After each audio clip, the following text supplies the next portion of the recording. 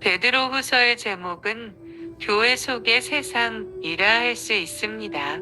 그리고 교회의 현 주소를 진단하고 처방하는 책이라 말할 수 있습니다.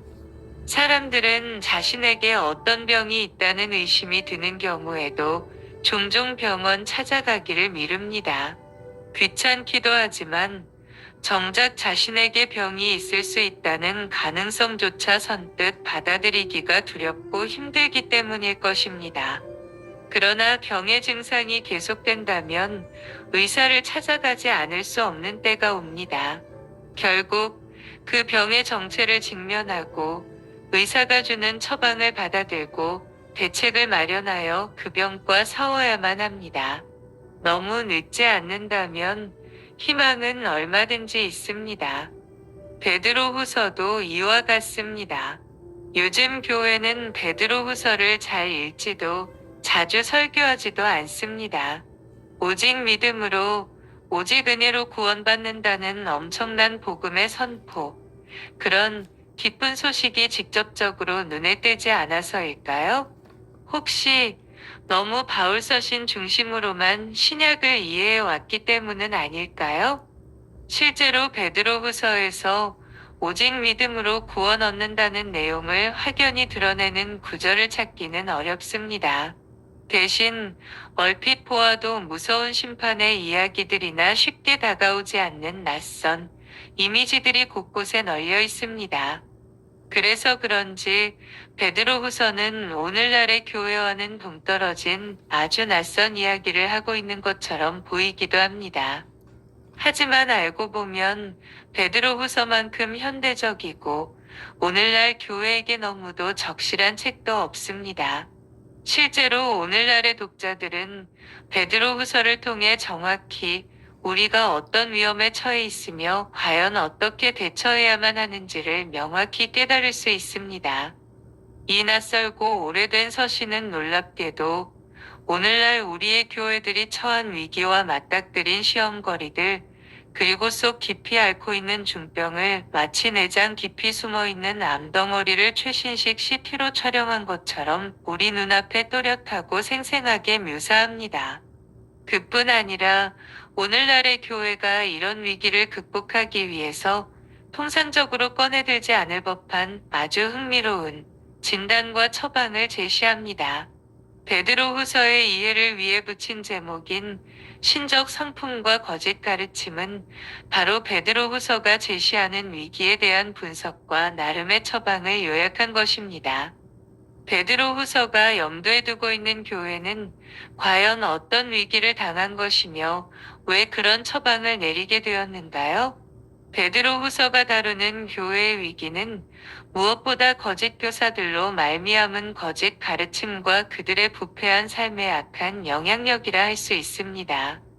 이들은 이미 교회 안에 들어와 있고 그 거짓 가르침과 부패한 윤리적 행위들은 교회를 깊이 병들게 하는 암적 요소들로 묘사됩니다. 그리고 베드로후서는 이런 암덩어리와 싸워야 하는 교회에게 단지 교회 성장이나 이단 셈이나 윤리운동이나 회개운동 정도가 아니라 뜻밖에도 신적 성품의 성장이라는 독특한 처방을 내립니다. 왜 이런 처방이 필요했을까요? 신적 성품이 어떻게 그들의 거짓 가르침과 부패한 삶에 대한 해결책이 된다는 것인가요? 거짓 교사들은 진정 어떤 자들이었는가요? 그들은 무엇을 어떻게 가르쳤는가요? 이것이 베드로후서의 본문을 차근차근 풀어가면서 우리가 붙들고 씨름해야 할 중요한 질문들입니다. 공동서신 안에서 베드로후서의 위치와 중요성. 공동서신의 모든 책들이 다 중요하지만 베드로후서 역시 통상 알려진 것보다 훨씬 그 이상으로 중요한 서신입니다. 야고보서, 베드로전서, 베드로후서, 요한일서, 이서, 삼서, 그리고 유다서를 가리켜 공동서신이라 부르는데 이 7개의 서신들의 공통되고 일관된 주제가 있다면 그것은 세상 속의 교회라 할 수 있습니다. 세상 속에 처한 교회가 당하는 위기들을 어떻게 교회가 이겨낼 수 있는지 예루살렘의 사도들이었던 주의 형제 야고보와 사도 베드로, 사도 요한, 그리고 역시 주의 형제인 유다가 함께 교회의 온전한 신앙을 위해 한 목소리를 낸 결과로서 신약의 정경 안에 포함된 귀한 보물입니다.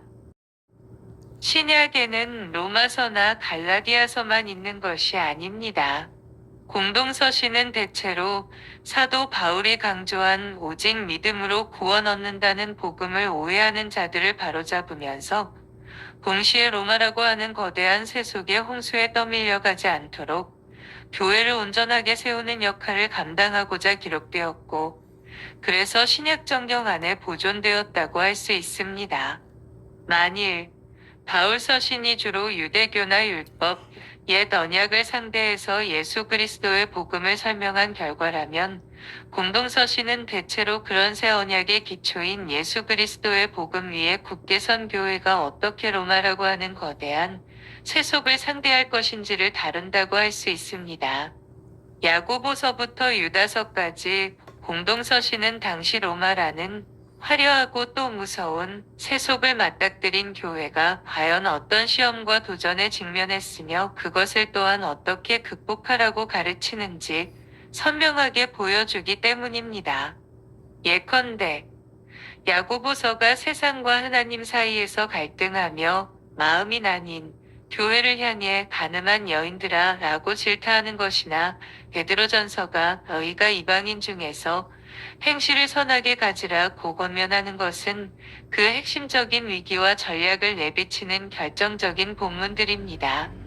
한 걸음 더 나아가 공동서신은 세상 속의 교회라는 주제를 야고보서부터 시작해서 유다서로 끝나는 7권의 책들을 통해 일관되고 점진적으로 제시한다고 볼 수 있습니다.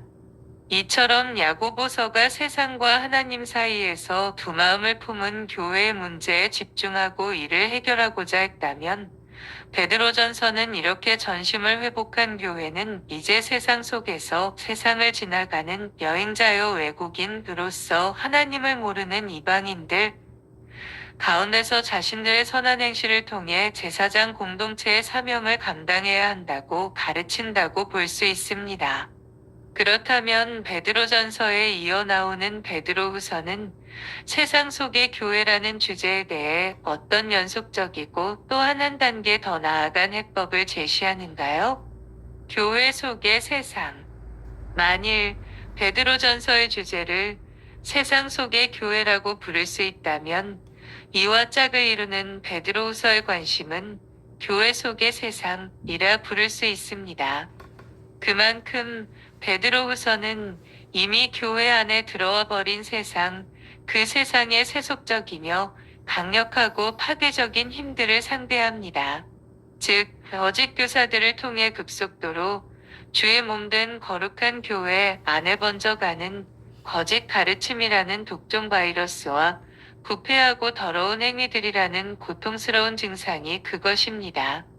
이렇듯 베드로전서와 베드로후서는 그 주제에 있어서나 제시하는 신학적 해법에 있어서도 연속적이며 밀접한 관계에 놓여 있습니다. 베드로전서의 교회가 마치 노아의 방주가 40일간의 홍수를 뚫고 아라랏산에 이르는 것처럼 이 땅의 순례자된 교회는 세례, 곧 죄를 벗을 뿐 아니라 주께서 오르신 하늘의 하나님 보좌 우편에 이르는 십자가의 길고 선한 양심을 따라가는 제사장 공동체라고 말할 수 있습니다. 교회에 관한 베드로전서의 이런 이미지를 잠시 빌리자면 베드로후서의 이야기는 마치 이렇게 홍수로 인한 풍랑이 이는 거친 바다 같은 세상 위에 떠 있는 방주와 같은 교회 안으로 어쩔 수 없이 쏟아지고 밀려드는 비바람과 사나운 바다 물결 같은 이 세상을 교회는 과연 어떻게 헤쳐나가야 할 것이냐의 문제를 다루는 것입니다. 그래서 베드로전서가 세상 속의 교회를 다룬다면 베드로후서는 그 세상이 교회 속으로 쏟아져 들어온 상태, 즉 교회 안의 세상을 다루는 것입니다. 둘 다 치명적으로 중요하고, 그래서 베드로전서와 후서는 서로를 보완하고 완성합니다. 또한 이 주제의 연속선상에서 요한서신의 역할을 물어볼 수 있습니다. 이런 점에서 공동서신 안에서 베드로후서를 뒤이어 나오는 요한서신은 세상을 맞닥뜨린 교회라는 주제에 관한 한 절정에 이르는 모습을 보여주는 듯합니다. 요한서신에서 교회는 더 이상 세상 속에 있는 것으로 여겨지지 않습니다. 교회 안에 세상이 있는 것도 아닙니다. 둘은 분리됩니다. 교회는 세상 안에 있지만 세상에 속해 있지 않음을 더욱 분명히 합니다. 둘은 이제 확연히 대립합니다. 그리고 교회는 세상을 이기는 교회로서야 함이 강조됩니다. 세상을 이김은 이것이니 곧 믿음인데 그 믿음은 그 아들 예수께서 세상에 육체로 오셨다는 결정적인 사실과 이에 근거한 복음에 기초를 둡니다. 그 아들을 믿음이 어떻게 교회에게 세상을 이김이 되는지는 다음 책에서 풀어야 할 숙제입니다. 베드로전서와 요한서신의 중간 단계에서 베드로후서를 읽는 교회가 집중해야 하는 숙제는 교회 곧 우리 안에 들어와 있는 세상, 그 세속의 강력한 힘, 그 거짓과 서거짐, 그 더러움과 허무함을 몰아내는 일입니다. 그것은 단지 베드로후서에 관한 이 짧은 책을 읽는 것으로 끝나지는 않을 것입니다. 그래서도 안 됩니다. 무릎을 꿇어야 하고 가슴을 쳐야 하고 사랑하는 성도들의 손을 잡고 함께 우리 안에 들어온 이 세속의 물결을 퍼내야 하는 고되지만 확실한 작업을 해 나가야 합니다. 전략적으로 싸워야 승리합니다. 그리고 그 전략은 오직 하나님의 교회를 경영하시는 하나님의 말씀에서 나와야 합니다. 성령께서 도우실 것입니다. 예수님께서 부활, 승천하신 후 그분의 교회를 떠맡은 사도들, 특별히 예루살렘을 중심으로 하는 공동서신의 저자들이 된 그 사도들, 그 중에서도 사도 베드로는 교회가 하나님 나라의 전망을 갖고 어떻게 이 세상을 지나가며 이 세상 속에서 제사장 나라의 사명을 다할 수 있는지, 그리고 그 거룩하고 위대한 사명을 다하기 위해 교회가 내면적으로 자신 속으로 침투해 들어오는 세상과 어떻게 어떤 식으로 싸워야 하는지를 명확히 설명합니다. 그것이 베드로후서입니다. 이런 점에서 마치 요한복음이 공관복음에 대하여 갖는 내면적이고 영적인 강조점처럼 역사적이고 다소 외면적인 베드로전서에 비해 베드로후서는 다분히 내면적이고 조금 더 영적이라 할 수 있습니다. 또한 베드로후서 3장은 베드로전서에서 교회가 시작하는 순례의 길, 십자가의 길, 영광의 길, 하늘의 하나님 보좌 우편 곧 그들의 주께서 이미 승천하여 앉으신 그 보좌 앞으로 나아가는 길의 최종 목적지를 보여줍니다. 그 길이 끝에서 펼쳐지는 장엄한 그 새하늘과 새 땅의 영광스러운 빛을 밝혀줍니다. 교회여, 일어나라. 세상과 하나님 사이에서 나뉜 마음을 버리라. 전심을 회복하라. 짐을 사고 이 복되고 영광스러운 순례의 길에 나서라. 세상 속에서 당당히 제사장 나라로 살라. 십자가를 붙들고 선한 양심을 회복하라. 먼저 고난의 길, 영광의 길, 하늘에 이르는 길을 가신 우리 주 예수를 따라 분연히 일어서자. 밖으로는 제사장 나라의 사명을 감당하고 안으로는 우리 안에서 우리를 섭대하는 더러운 세상을 몰아내자. 우리를 부르신 분을 아는 참된 지식으로 그의 신적 성품에 참여하자. 우리는 썩지 않고 더럽지 않고 허무하지 않은 그 새하늘과 새 땅에 살 사람들이 아닌가. 그 의와 화평이 거하는 영원한 나라를 유업으로 받은 교회여, 일어나 그 길을 가자. 우리 속에 스며든 세상을 몰아내자. 교회여, 하나님의 사랑 안에서 자신을 지키며 영생에 이르도록 우리 주 예수 그리스도의 긍휼을 기다리자. 아멘. 주여 오시옵소서. 아버지의 나라가 이루어지이다.